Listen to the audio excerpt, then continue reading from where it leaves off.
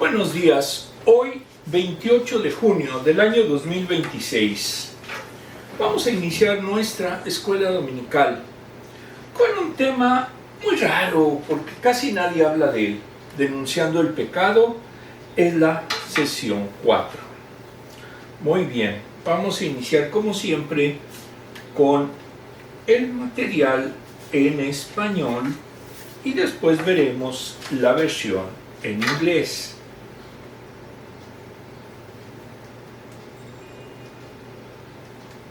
Este es el post de la portada y después vamos a ver el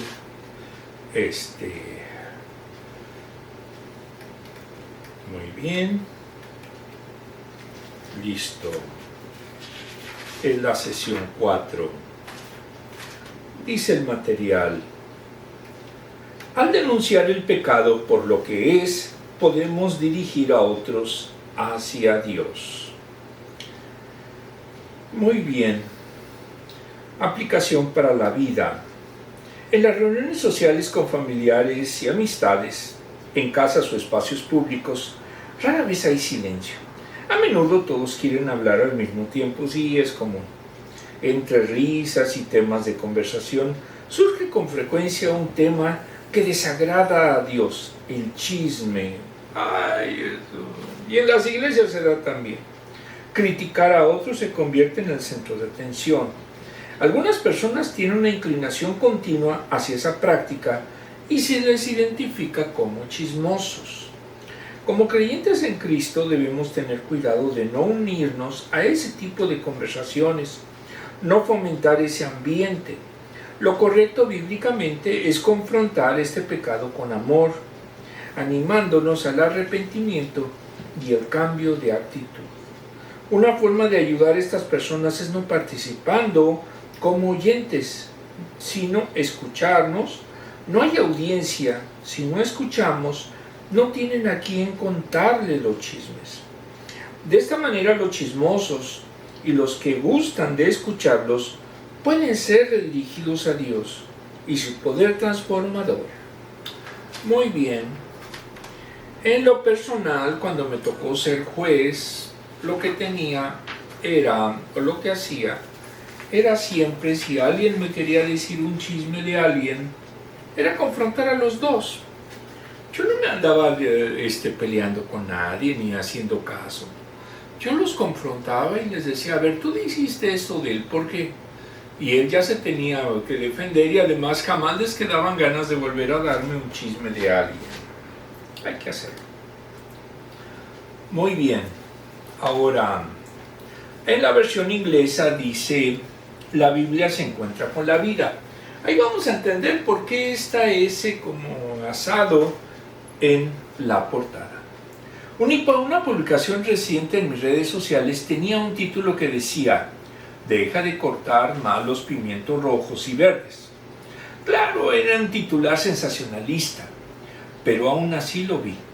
El chef del video mostraba la forma incorrecta de cortar un pimiento verde, lo que requería numerosos cortes y terminaba con las semillas por todas partes.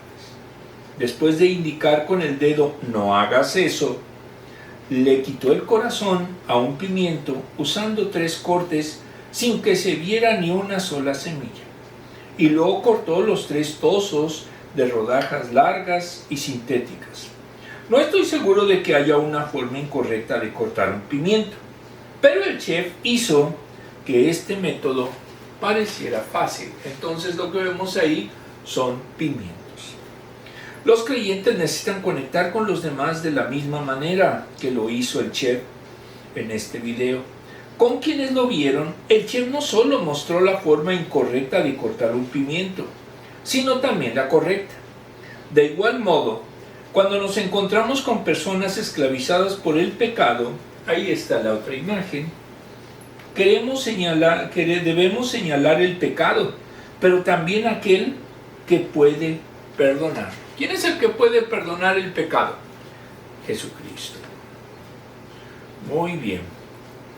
Vamos a ver, ya vimos por eran pimientos y del otro lado es lo que es la prisión del pecado.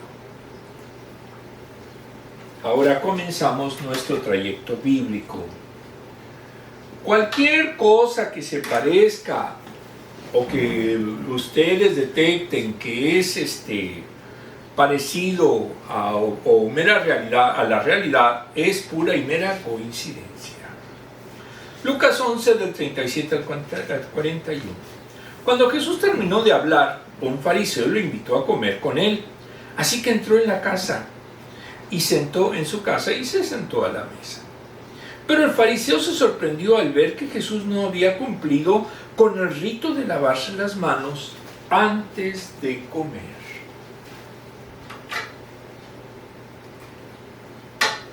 En una palabra le dijo que era un cochino. En su mente: resulta que ustedes los fariseos, le dijo el Señor, limpian el vaso y el plato por fuera, pero por dentro están ustedes llenos de codicia y de maldad. Al anfitrión no le debe haber gustado mucho. Necios, ¿acaso el que hizo lo de afuera no hizo también lo de adentro? Den más bien a los pobres de lo que está dentro, alternativo lo que tienen, y así todo quedará limpio para ustedes. A veces Jesucristo era crítico, no era alguien que siempre estuviera de buenos modales.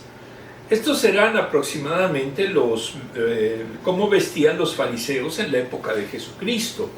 Entonces, pues sí, tenían todas las ropas ceremoniales, se tapaban la cabeza, estaban muy adornados, etcétera, etcétera. Y todavía existen hoy, porque ahora son los que se conocerían como los ortodoxos judíos. Vamos a ver, primer contexto. Primero, pecado. En el libro Dogmática Cristiana de Cornelis van der Kovin y otro, editorial CLIE, para estos autores los seres humanos quedamos plenamente expuestos como culpables en la tradición judeocristiana. Este tema del pecado es trascendental.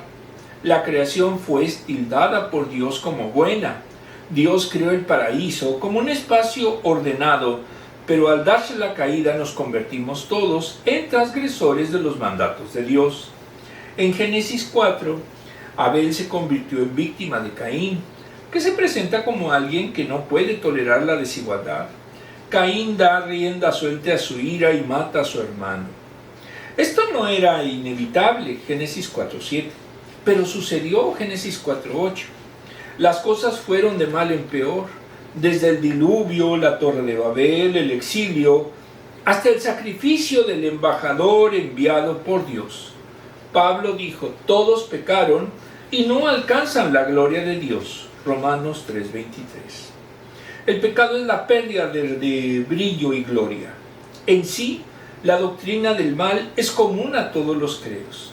El pecado y el mal son omnipresentes en nuestro mundo. Para abordar este tema se plantea abordarlo de manera general y luego particular.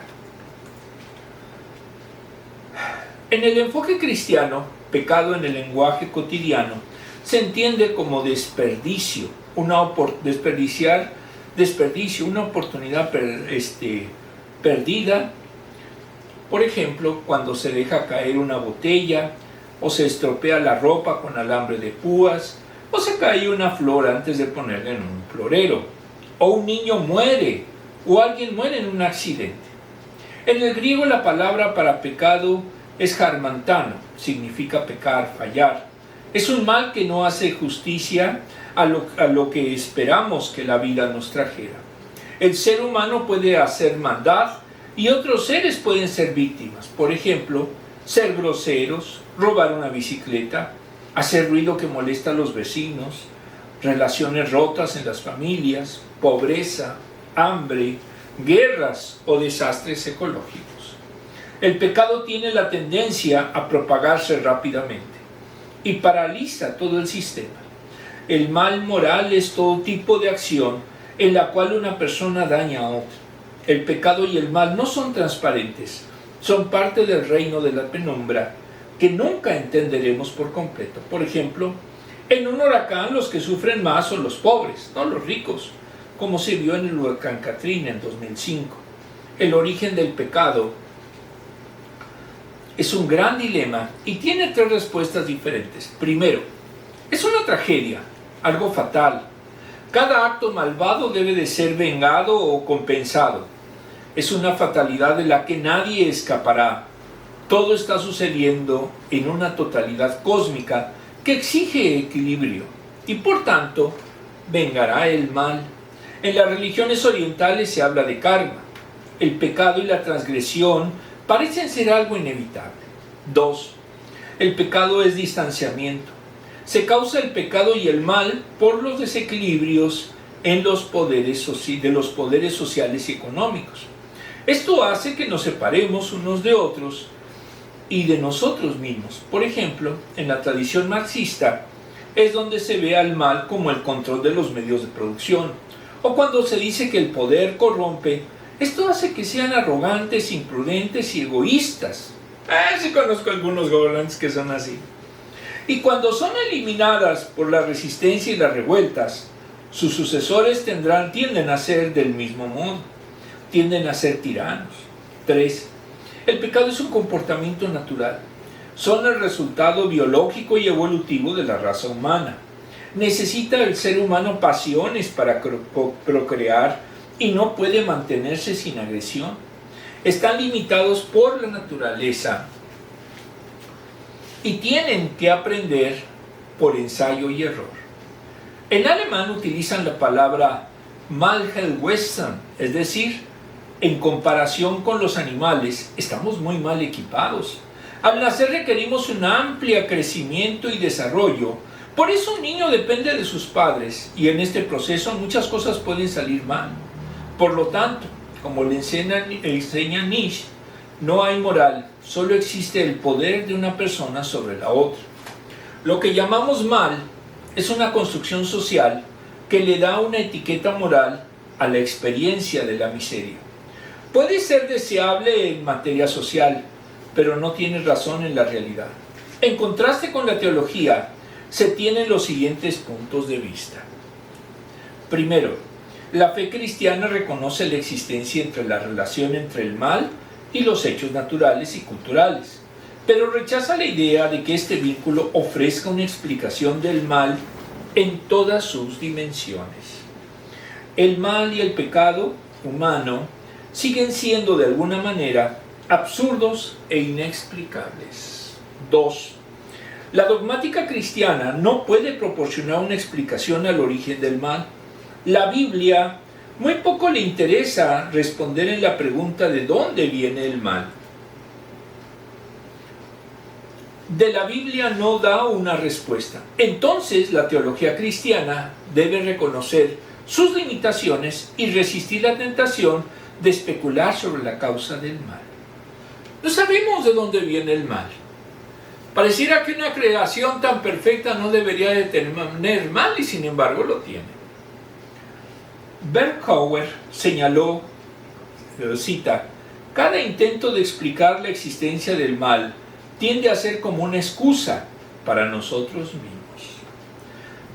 Fin de la cita. Tercera, en la dogmática el pecado es un concepto teológico y no moral. Es rebelión contra Dios e impacta nuestra relación con Dios. Implica una brecha en la confianza, una ruptura de una relación de pacto. Estamos hechos con una inclinación a vivir con Dios en amor y confianza. Cuando rechazamos este camino y nos encerramos en la mera autoafirmación, abusamos de nuestra libertad y perdemos la marca de una manera crucial. Nos enredamos en nosotros mismos. Lutero habló de la pecaminosidad humana. En el Antiguo Testamento y el Nuevo Testamento encontramos esta descripción teológica en la oración del Señor, las peticiones para el perdón de nuestros pecados y la liberación del mal. Están incrustadas en la perspectiva del reino, según lo previsto por Dios.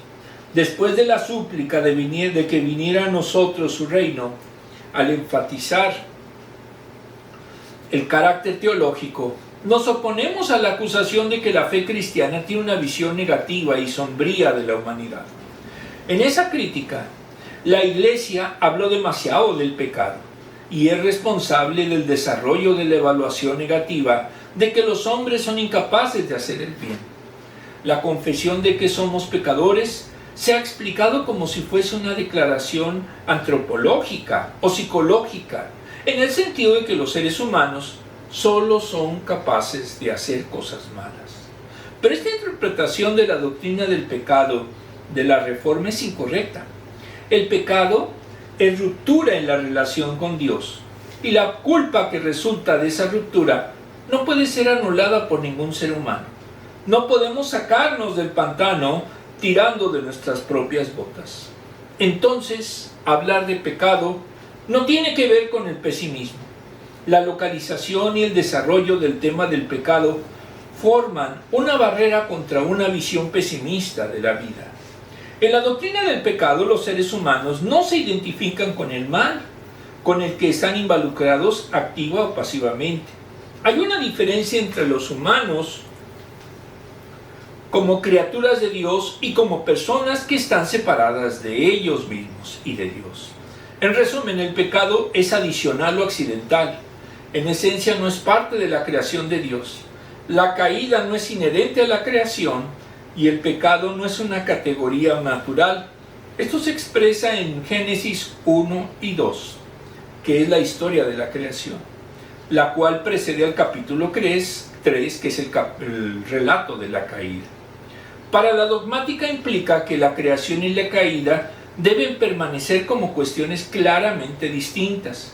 En nuestra naturaleza somos libres y aptos para el amor. El pecado es, teológicamente hablando, antinatural, ya que no está de acuerdo con nuestro destino, que es una vida en relación con Dios. Cornelius Plantinga dijo: el pecado es una anomalía, cita, el pecado es una anomalía, un intruso, un huésped nefasto no invitado. El pecado no es parte del mundo de Dios, pero de alguna manera ha entrado en él. Fin de la cita. Esta percepción nos permite, por un lado, recibir nuestra existencia con gratitud, pero a la vez es realista con respecto a los elementos del mal y del pecado que encontramos en la vida diaria y que la ensombrecen. En todo realismo podemos controlar el daño, el mal, y hacer que retroceda, sin caer en el pesimismo general. El hecho de que el pecado no pertenezca a la estructura ontológica de nuestra humanidad, ontológica significa el ser mismo, también significa que somos redimibles. En conclusión, como decía Ruller, cita, es parte del lado soleado del pescador. Fin de la cita. La doctrina sana del pecado no entraña optimismo o pesimismo. Se alimenta de que Dios, al tratar con nosotros, hace una distinción fundamental entre nosotros y nuestros pecados. Y en su gracia libre no nos achaca nuestro pecado o nuestro alejamiento. Esta idea es el núcleo de la doctrina de la justificación. Dios nos promete que podemos ser sus hijos. Si Dios lo promete y se dirige a nosotros como tal, entonces esta es la realidad. El hablar de Dios crea una relación y por lo tanto es performativo. Así, en su gracia, Dios crea el futuro. La Iglesia cristiana habla del pecado en el marco de la soteriología de Jesucristo, es decir, de la voluntad de Dios de salvarnos.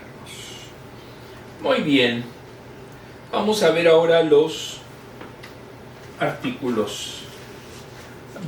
versículos. Versículo 37. En el libro Lucas de Samuel Pérez Millós, editorial CLIE, nos dice que los versículos 37 a 54 los titula Acusaciones contra los fariseos y juristas. El versículo analizado, el Señor estuvo replicando los infundios de los fariseos y concluyó la enseñanza al gentío. Sorprende que haya sido un fariseo el que lo haya invitado a comer y vaya y coma con él a su casa. No sabemos dónde fue. Pudo haber sido en alguna población del camino a Jerusalén, aunque la palabra que utiliza es desayuno. Con toda seguridad fue la comida por ser más de mediodía. Jesús caminó y entró a casa del anfitrión y se sentó, literalmente se reclinó a la mesa. Antes no era como ahora que se sientan, más bien eran como divanes en las mesas judías. Versículo 38. Los ojos del fariseo observaban continuamente a Jesús. Cabe preguntarse la razón de esa invitación, dado que era enemigo de Jesús. ¿Acaso lo hizo para buscar ocasión contra él? Durante la conversación en la mesa, Jesús no se lavó las manos. Eran largos lavamientos ceremoniales con agua para eliminar las impurezas legales que durante el tiempo fuera de la casa pudiera tener. Los lavamientos eran naturales para quienes podían colar el mosquito y tragar el camello. Nada había en la ley que requiriera tal costumbre, pero la tradición lo demandaba incluso más allá de lo que la ley hubiera establecido, y a esa tradición le daban más valor que al mandamiento de la ley. Lucas dice que el fariseo se extrañó, literalmente se asombró de que Jesús no cumpliese con la costumbre tradicional. Jesús no era costumbrista, quítense eso. A él no le interesaban los rituales que habían inventado los hombres. La tradición, en muchos de sus casos, es invención humana. A Jesús no le interesaba la invención humana. ¿Por qué? Porque él iba arriba de esa tradición. Y por lo tanto enseñó al cristianismo que no debe de ser legalista, que no debe de ser apegarse a las costumbres que no están en la ley, que no están en la doctrina que él enseñó. Versículo 39. El Señor conoció el asombro del fariseo porque no hizo con lavamientos rituales antes de comer, pero veía lo externo, pero no la contaminación real que había en el corazón. Por esto tomó la palabra para lanzar sus invectivas. Invectiva significa discurso escrito acre y violento contra alguien. Una palabra, sus reclamos, sus quejas, delante del fariseo y de los que estaban en la mesa. Usa el plural, se refiere a todos los fariseos, ese conjunto de religiosos legalistas de la época. Les dijo que lo exterior de la fuente y del vaso limpiáis. Los lavamientos estaban sujetos a reglas minuciosas. Marcos 7:4. Basado en tradiciones de los ancianos, de un simple acto de higiene, los fariseos y los escribas lo habían convertido en un auténtico tabú religioso. Y esa costumbre le imponían al pueblo bajo pena de expulsión de la sinagoga.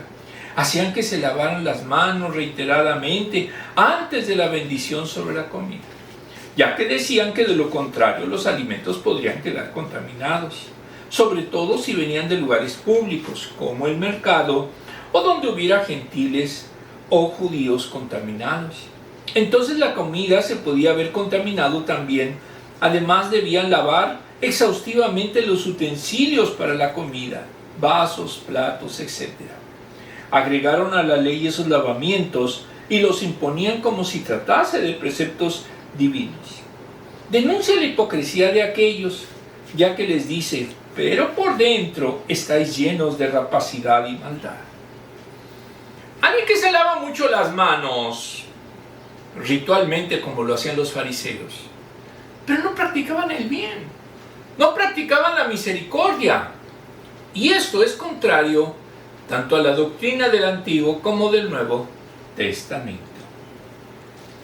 Las observancias externas contrastaban con el desinterés que ellos mostraban para establecer si los alimentos habían sido adquiridos con dinero procedente del robo o de la extorsión, que incluía la rapiña a las viudas.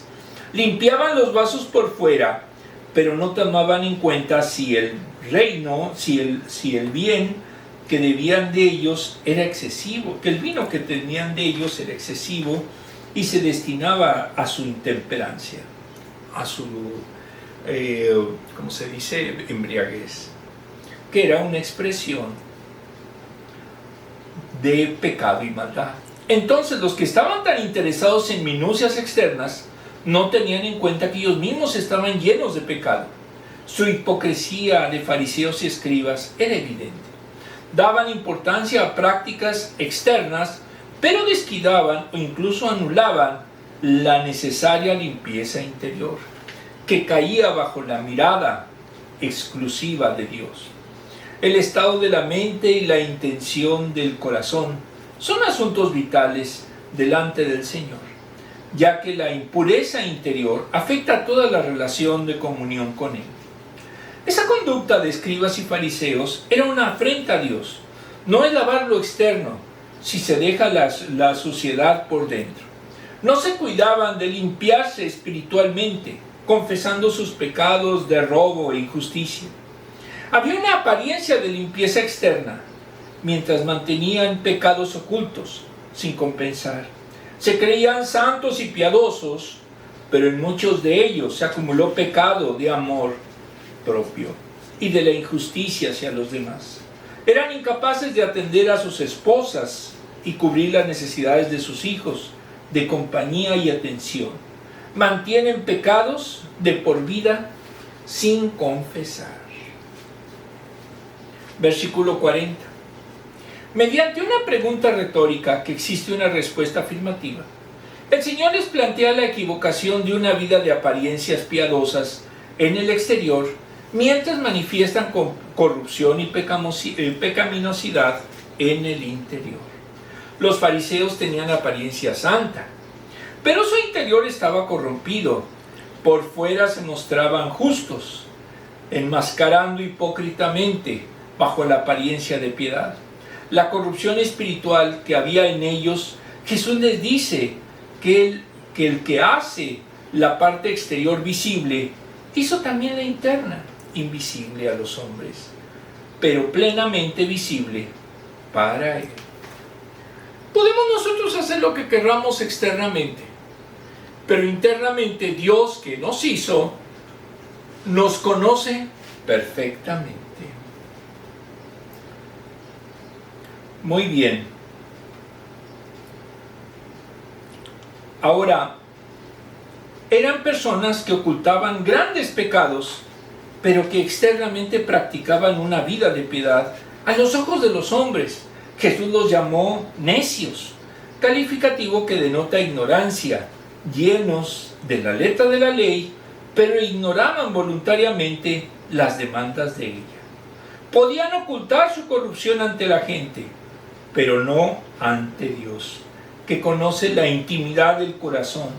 Externamente aparentaban sujeción de la ley, pero en su interior se albergaban la corrupción, el pecado que contaminaba su vida. Eso pasa con los legalistas. Versículo 41. La frase es un poco extraña. Interpretándola, lo que Jesús quiso resaltar es la divergencia entre la generosidad hacia el prójimo y la rapacidad de los fariseos.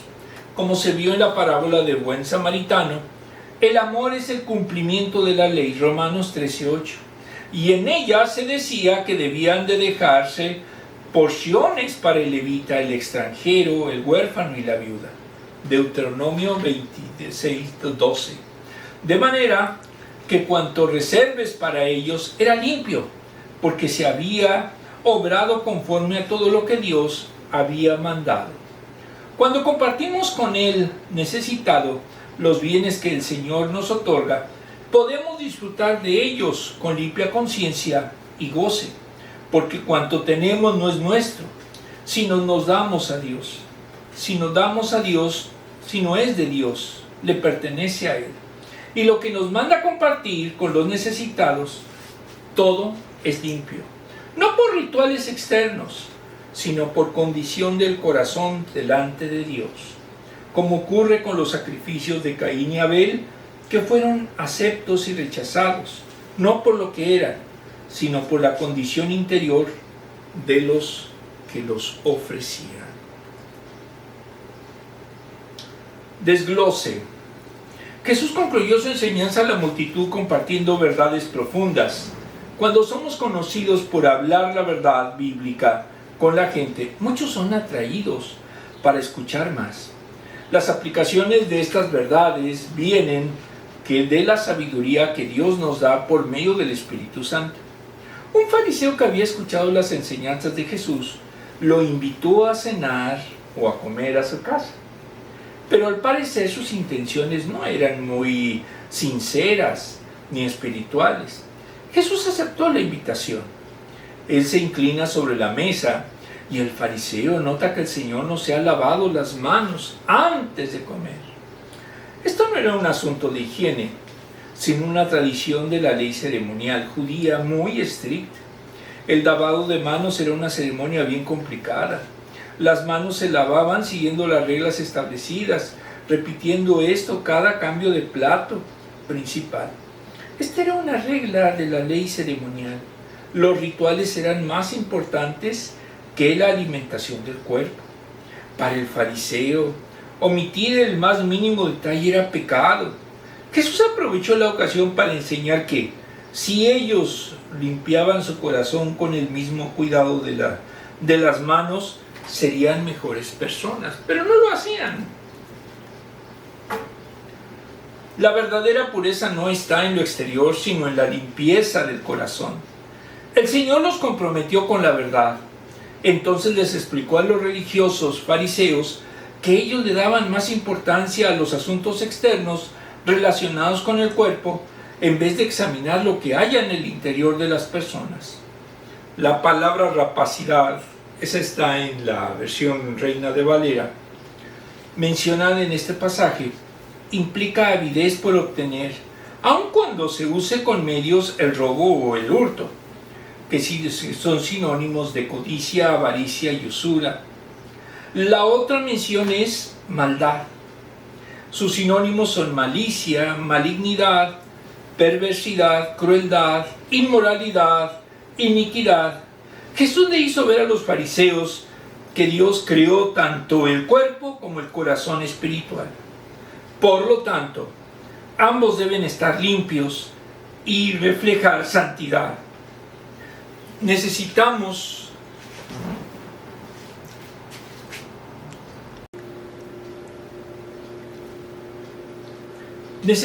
cultivar una mente limpia y un corazón puro para reflejar a Cristo en nuestra vida. Finalmente, Jesús llamó necios a los fariseos. No fue un insulto, sino una denuncia espiritual. Yo creo que sí fue un insulto. Estaban obstinados en cuanto a darle más importancia a lo externo que a lo interno. Amemos más a Dios con todo el corazón, de tal forma que Él pueda limpiarnos de toda maldad. Pero si usted no quiere ser limpiado y usted es un malvado compulsivo, pues simplemente no va a hacer caso.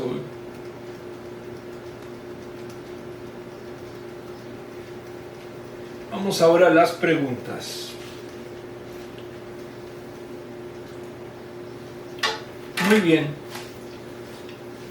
¿Has hecho la paz con Dios? Explica tu respuesta y da ejemplos de cómo has experimentado la paz de Dios.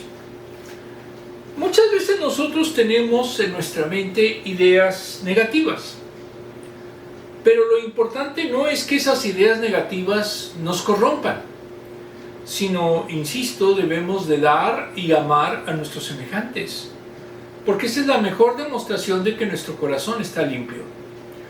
Cuando somos al contrario necios, cuando somos avaros, cuando no podemos en su momento ayudar a nadie, pues simple y llanamente no podemos ser ejemplo de lo que es o debe de ser la vida cristiana. ¿Qué tipo de contenido sensacionalista en redes sociales te resulta difícil de resistir? La crítica política. A veces hay que evaluar objetivamente si la crítica es real o no. No fanatizarnos ni para uno ni para otro, sino ser objetivos. Pero difícilmente lo somos, y más en política. ¿Cómo refleja tu vida el amor de Dios? Pues simplemente este ministerio es un reflejo de ese amor a Dios. ¿Por qué? Porque hemos invertido en él, tanto mi esposa como yo, y hemos en su momento visto de que Dios nos bendice, porque ha permitido que ya prácticamente llevemos cerca de 200 clases, entonces creo que ya ha ido creciendo. ¿Cómo enfatiza nuestra cultura la apariencia externa de una persona por encima del estado de su corazón? Interesa el modelo, interesa solamente la belleza, interesa lo externo. Pero lamentablemente no se ve el corazón de las personas. No se ve qué hacen de positivo, no se ve qué avances tienen, sino simple y llanamente se toma lo externo, como si eso fuera lo único, y la realidad es que no es así. ¿Te interesan las prácticas religiosas más que la justicia y el amor de Dios? No, en lo personal no. De hecho, no me gusta en su momento el ritualismo, porque no es la esencia de lo que es la fe. La fe es el amor, la fe es la convivencia, la fe es mandar el mensaje a las personas que más podamos. ¿Por qué crees que a veces la gente da más importancia a la práctica religiosa que al amor y a la justicia? Por la sencilla razón de que les gustan las formalidades. Son gentes que las formas, el rito, es lo más interesante para ellos, no lo que es la esencia de la fe. Y ese es el gran problema. Vamos a continuar. Ay de ustedes, fariseos, que dan la 10ª parte de la menta, de la ruda y de toda clase de legumbres, pero descuidan la justicia y el amor de Dios. Debían haber practicado esto sin dejar de hacer aquello.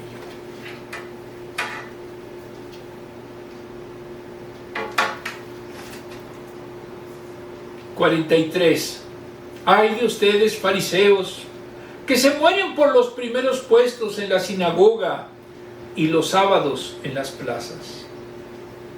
44 Ay de ustedes, que son como tumbas sin lápida, sobre las que se anda la gente sin darse cuenta. Sí, les dio con todos los fariseos. Lo interesante es que de lo que se conoce, José, que era su padre, su padrastro, era fariseo. Entonces como que es una recalibración de sus creencias. Uno de los expertos en la ley le respondió: Maestro, al hablar así nos insulta también a nosotros.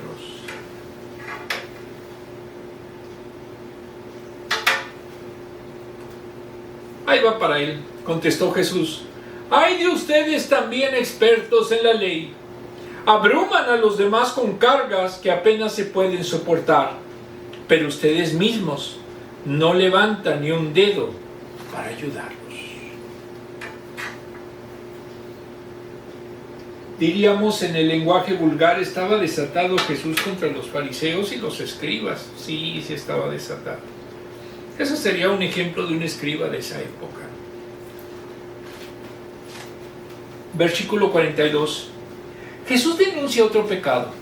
Ya que Dios había establecido el diezmo de productos de los campos, Éxodo 27:30, Deuteronomio 14:22, es decir, todo lo que se multiplicase, como el trigo, la fruta y el ganado, incluso vino y aceite, había 2 diezmos, uno para sostenimiento de levitas y el otro para ser consumido en la festividad solemne, en el lugar del santuario, Deuteronomio 14:23. Y cada 3 años había un diezmo especial destinado a los necesitados, especialmente el extranjero, los huérfanos y las viudas, Deuteronomio 14:29. Los fariseos hacían apariencia de piedad, diezmando incluso las hierbas aromáticas, como la ruda, menta y demás hortalizas, y exigían que lo hicieran sus discípulos y seguidores, diciendo que se debían de integrar al concepto de granos en la legalista de vea la ley y más allá de ella, para enfatizar su cumplimiento hasta los extremos más insólitos. Mientras diezmaban lo impropio, dejaban lo propio o lo principal sin obedecer. Cita: y pasáis por alto la justicia y el amor de Dios. Fin de la cita. El diezmo era correcta práctica de la justicia y el amor de Dios. Buscaba una correcta relación con el prójimo, es decir, Buscaba que fueran justos, misericordiosos y humillados ante Dios. Miqueas 6:8. Esas ofrendas que los fariseos ofrecían eran rechazadas por Dios a causa de sus injusticias, ya que forzaban a que diezmaban a los pobres y oprimidos del pueblo. Respeta lo que dijo el profeta Isaías, que sus cultos y obras supuestamente piadosas eran abominaciones para él, para Dios. Isaías 1 del 11 al 15. La razón era la misma. Cita: aprended a hacer el bien buscando el juicio, restituir al agravio, hacer justicia al huérfano y amparar a la viuda. Isaías 1:17. Los fariseos y los escribas se aprovechaban de las viudas para enriquecerse ellos. Lucas 26, 46 y 47. El legalista adolece de falta de amor, ya que los que creen perfectos son incapaces de compadecerse de las miserias ajenas, y mucho menos perdonaban ofensas. El legalista ve a la ley para engrandecerse a sí mismo y para condenar a los demás. Despreciaban a quien Dios amaba, como los publicanos y los pecadores. Una demostración de esa falta de amor era la búsqueda de la muerte de Jesús por denunciarlos. Desglose. Este pasaje refleja el pecado de los fariseos. La expresión "ay de vosotros" enuncia lamento y juicio. Jesús les advierte a los fariseos que sus actos religiosos no los liberarán de las consecuencias de sus pecados. Así lo confirma Romanos 6:23. Cita: la paga del pecado es la muerte. Fin de la cita. Dios ve mucho más allá de las apariencias religiosas. Ellos descuidaban lo más importante: obedecer la palabra de Dios, en contraposición al criterio de los religiosos. Si te arrepientes de tus pecados y le pides perdón a Dios, serás salvo y tendrás certeza de la eternidad con Cristo Jesús, Señor nuestro. Los fariseos parecían ser muy religiosos en sus acciones, pero por dentro todo era corrupción y maldad. Aparentaban ser fieles, pero practicaban la injusticia. Por ejemplo, ellos decían que sanar a una persona en el día de reposo era pecado, a menos que el individuo estuviera en peligro. Llevar cualquier carga en sábado con la mano derecha o izquierda, en el pecho o sobre el hombro, estaba prohibido. Pero si llevaban algo en la parte de arriba de la mano, con la boca, el codo o en el zapato, estaba bien, era aceptable, no era pecado. Mantener en la memoria cientos de regulaciones era prácticamente imposible de cumplir.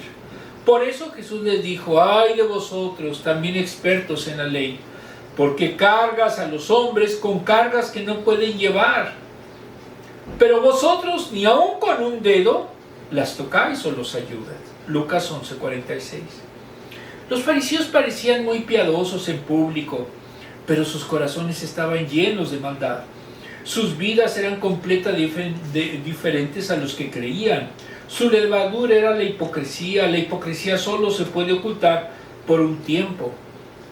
Esta advertencia es también para nosotros. Los pecados ocultos saldrán a la luz para aquellos que no se arrepientan y le pidan perdón a Dios.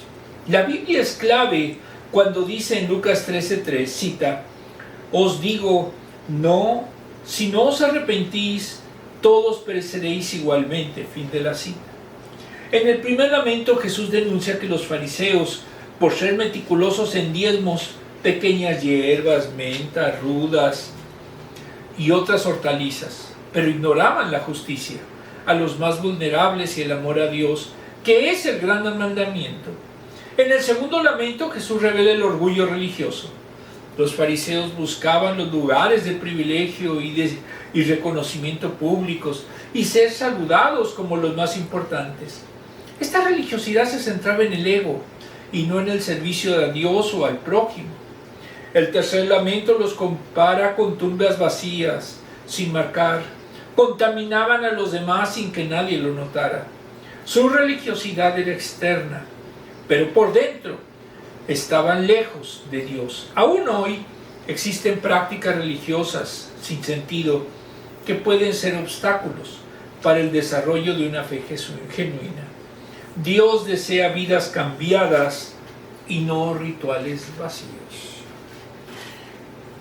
Conocía en su momento a uno que se dice misionero, pero la realidad es un estafador, que se llama Joshua Kim.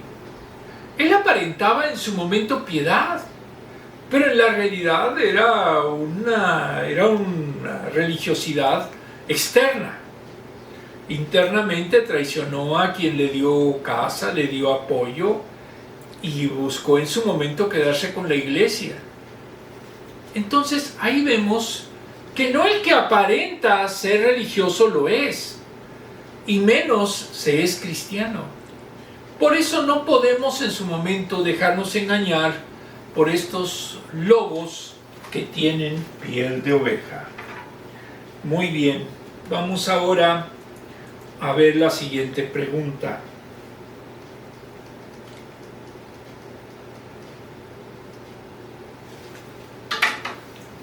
Cuatro.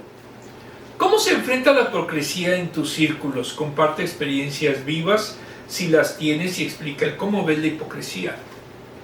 En el ejemplo que pusimos, Joshua Kim era hipócrita. Hablaba del templo y hablaba de todo el simbolismo, pero en su interior traicionó a quien lo apoyó, haciendo una rebelión en la iglesia sin sentido, sin motivo. Entonces, eso es lo que hay que hacer también con gentes hipócritas de este tipo. Hay que enfrentarlos, aunque esto en su momento cause y como causó un cisma en la iglesia. ¿Cómo podemos evitar ser hipócritas?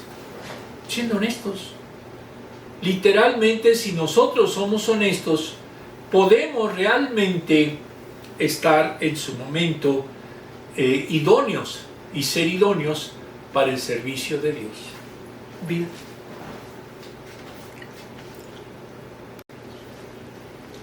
Muy bien, vamos a continuar.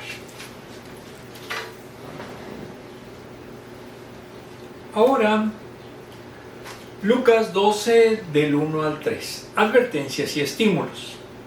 Mientras tanto, se habían reunido millares de personas, tantas que se atropellaban unas a otras. Jesús comenzó a hablar dirigiéndose primero a sus discípulos. Cuídense de la levadura de los fariseos, o sea, de la hipocresía. No hay nada encubierto que no llegue a revelarse, ni nada escondido que no llegue a conocerse. Así que de todo lo que ustedes han dicho en la oscuridad, se dará a conocer a plena luz. Y lo que han susurrado a puerta cerrada, se proclamará desde las azoteas.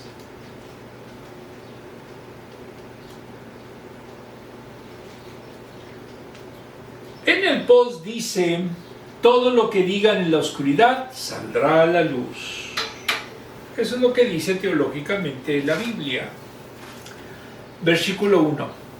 El autor que seguimos cataloga los versículos 1 al 12 como advertencias contra la hipocresía. En el versículo estudio nos dice que había tensión por las verdades sobre el comportamiento de fariseos y legalistas y sus partidarios.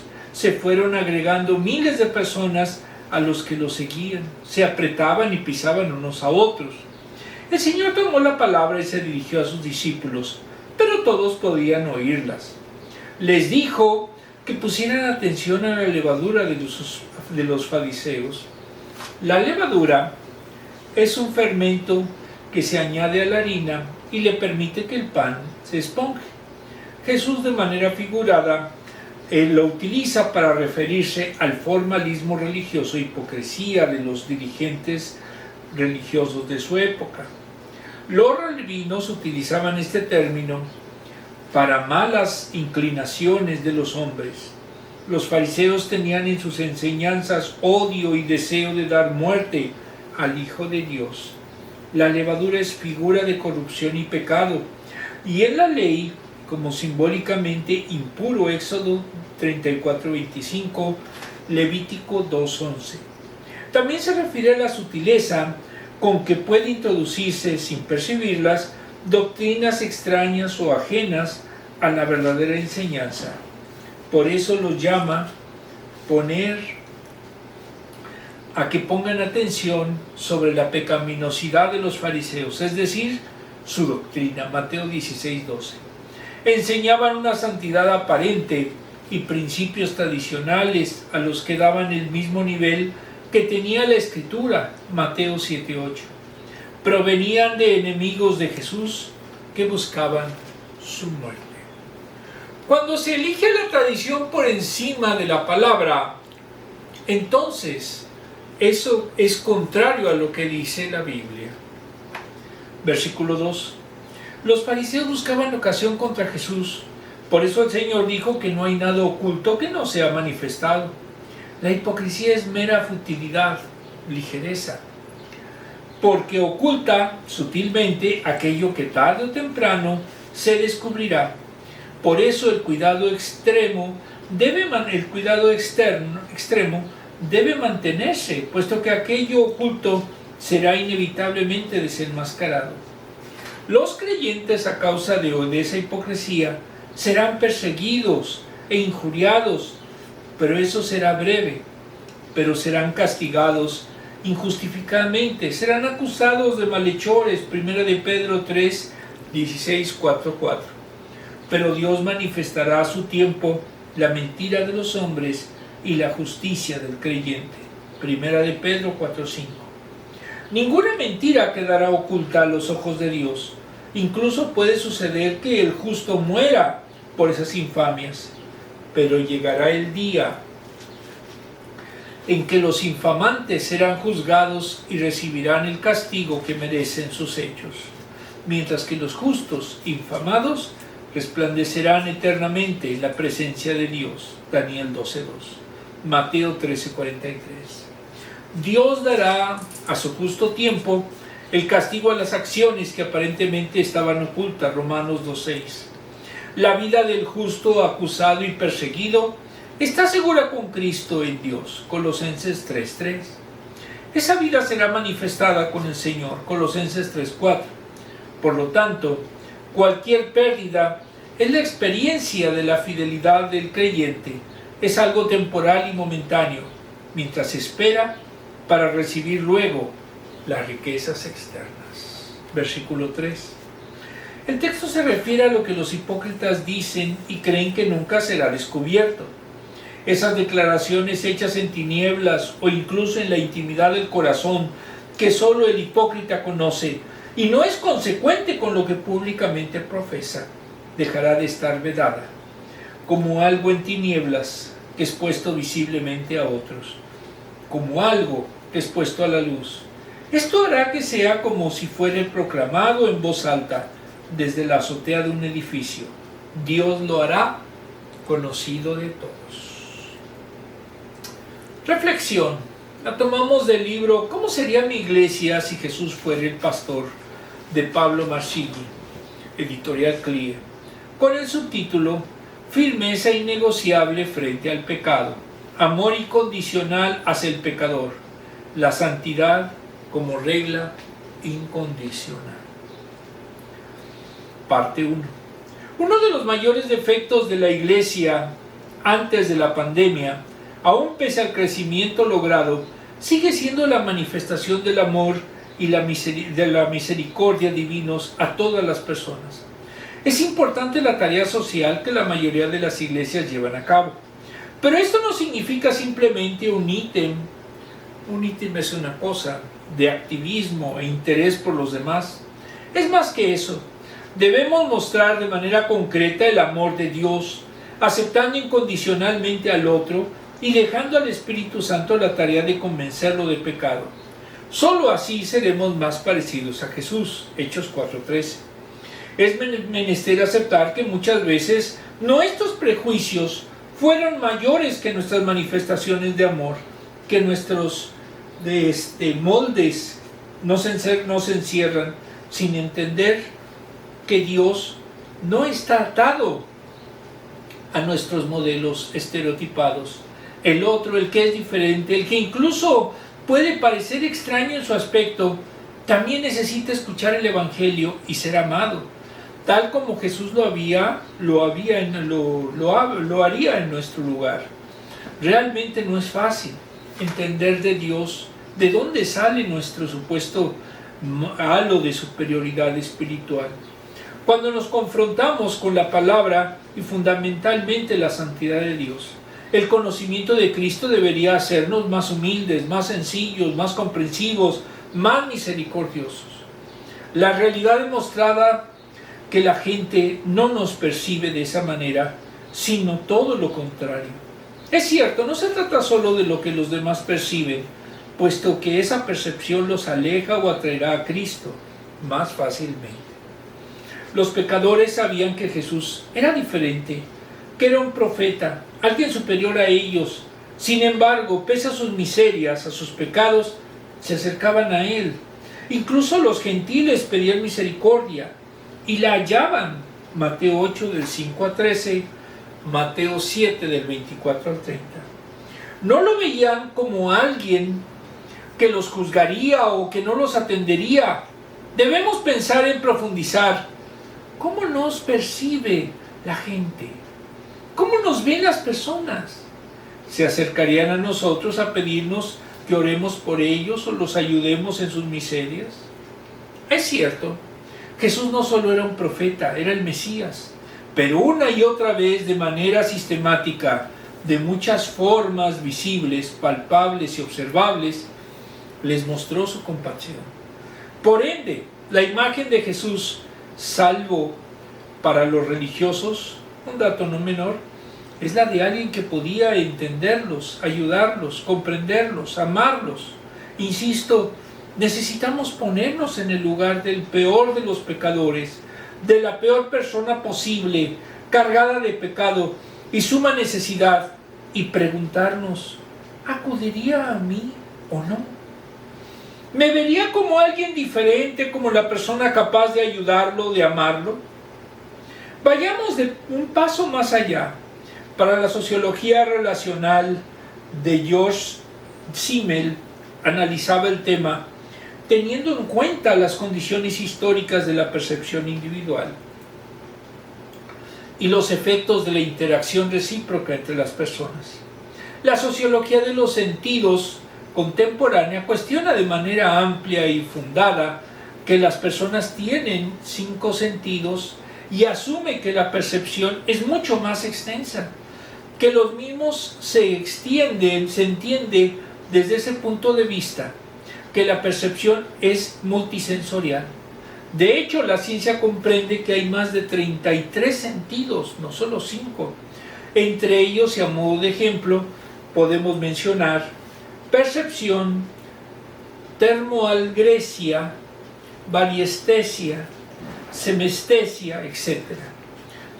Todos ellos sentidos, habilidades que tenemos y no nos damos cuenta, pero nos ayudan a comprender y asimilar el entorno en el cual nos desarrollamos y al cual son llamados a influenciar. Crossley, de 1993, quien nos recordará que la percepción es una experiencia tanto corporal como significativa, comprensiva. Esto es, percibir y comprender no son acciones separadas. La percepción no es solo recibir estímulos sensoriales desde el exterior, sino también atribuirles significados en el mismo momento de percibirlos, de conformidad con lo que trasunta es simplemente copiar, resumir o representar algo, ya sea un escrito o una imagen, transmitiendo su esencia o contenido. El otro dicho de otra manera, lo que trasunta Jesús, lo que afloraba de sus actos y acciones, era percibido, apreciado por las personas de manera positiva, a tal punto que las multitudes lo seguían. Los peores pecadores podían refugiarse en su misericordia, y cuando se acercaban a un lugar, un milagro sucedía, y la realidad de las personas se modificaba. Lo que Jesús no es mera oratoria, un frontispicio religioso. Era amor que afloraba por sus puntos, por sus poros, y quedó grabado a fuego por toda la eternidad en sus palabras, que nos dieron salvación a nosotros. Pero también quedó disponible para todos, más allá de su condición y de su aspecto, de su pecado, de su realidad. Cita: perdónalos porque no saben lo que hacen. De la cita, dijo: y consumado es. Es que en efecto, no hay amor sin entrega, no hay amor sin sacrificio, no hay amor sin expresión. La gente lo percibe y comprende, aun los que parecen más distantes de Dios. Mateo 27:54. La santidad sigue siendo hoy en día para cada uno de nosotros, en tiempos similares a los de Jesús. Nosotros vivimos en tiempos similares a los de Jesús, cuando multitudes se reunían para escuchar las verdades que él proclamaba. Un ejemplo moderno son las campañas evangelísticas de Billy Graham, donde miles de personas se congregaban en lugares públicos y estadios para oír la palabra de Dios. También el evangelista Frederick Price alcanzó gran popularidad a través de su programa semanal Una Fe que Siempre Crece, transmitido a millones de hogares. Además, Jesús también tomaba tiempo para enseñar personalmente a sus discípulos y prepararlos para el ministerio. Esta relación íntima permitía hacer preguntas y crecer en la disciplina espiritual. En muchas iglesias hoy usamos grupos pequeños los domingos en la mañana para estudiar la palabra. Es el mismo modelo que Jesús usaba con sus discípulos. Otras iglesias tienen grupos durante la semana y en diferentes lugares, como casas de familia. El tema de la primera enseñanza fue: cuídense de la levadura de los fariseos, que es la hipocresía. Jesús advirtió del peligro de imitar a los fariseos. Había que protegerse de ellos porque sus creencias eran malas. Esta advertencia también es para nosotros. Tenemos que cuidarnos de las personas que son mundanas, que con fachada religiosa no quieren saber nada de Dios. Realmente estas personas religiosas abundan por todas partes y tratan de influenciarnos. Cuidémonos de su levadura, símbolo de pecado y de corrupción, pues como lo afirma el Señor, puede contaminarnos. Una pequeña cantidad de levadura puede transformar la masa agrandándola, o también su forma. La levadura de los fariseos, dice Jesús, es su hipocresía, pretendiendo ser algo que no eran en realidad. Se creían más justos y auténticos que otros delante del pueblo, pero delante de Dios eran los más corruptos de la comunidad por su cinismo. La otra enseñanza de Jesús a sus discípulos está relacionada con las cosas ocultas, guardadas en la mente. Él dijo, cita: y no hay nada encubierto que no haya de ser revelado, ni oculto que no haya de saberse. Los fariseos intentaban ocultar con su religiosidad toda la maldad que había en sus corazones. Ninguna injusticia, hipocresía o pecado queda escondida ante Dios sin arrepentimiento. Todo al final termina siendo manifestado. Nada en nuestras vidas puede estar oculto para Dios, porque Él lo sabe todo. La hipocresía solo se puede ocultar por un tiempo. Esta advertencia es para nosotros. Los pecados ocultos saldrán a la luz para aquellos que no se arrepienten y le piden perdón a Dios. La Biblia es clara cuando dice en Lucas 13:3, cita: os digo, no, antes, si no os arrepentís, todos perecerán igualmente. Fin de la cita. Nuestra misión es ir a ser discípulos con nuestro testimonio de lo que Dios ha hecho y está haciendo en nuestras vidas. Este mandato comienza con una vida auténtica, sin hipocresías ni temor. ¿Lo podemos hacer? Está en nosotros y en seguir la imagen de Jesucristo la respuesta positiva. Muy bien, la última pregunta. ¿Tienes algún área de tu vida en la que el miedo o la hipocresía ha tomado espacio? Trato de que no la tenga. Puedo equivocarme, pero lo que busco siempre es ser como soy. A veces en su momento es difícil porque luego dice, explica tu respuesta y da ejemplos. Siéntete en libertad de hablar con tu líder de grupo para que oren juntos por esto. A veces en su momento quizás lo que veo es que soy un poco arrogante. Y el ser arrogante a veces impide que tenga una comunicación con las gentes. A veces no las dejo hablar.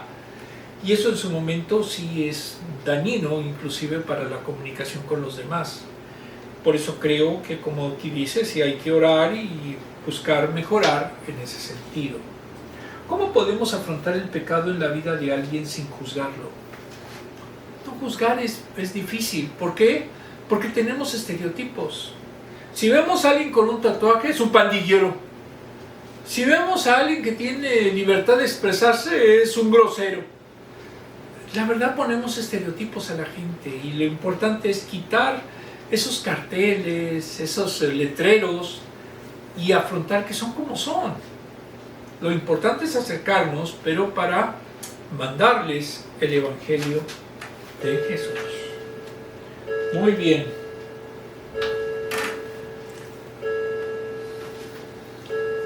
¿Todos? Lucas 11:52. Hay de ustedes expertos en la ley. Perdón, es 11:46. No, sí es 52. Hay de ustedes expertos en la ley, porque se han adueñado de la llave del conocimiento.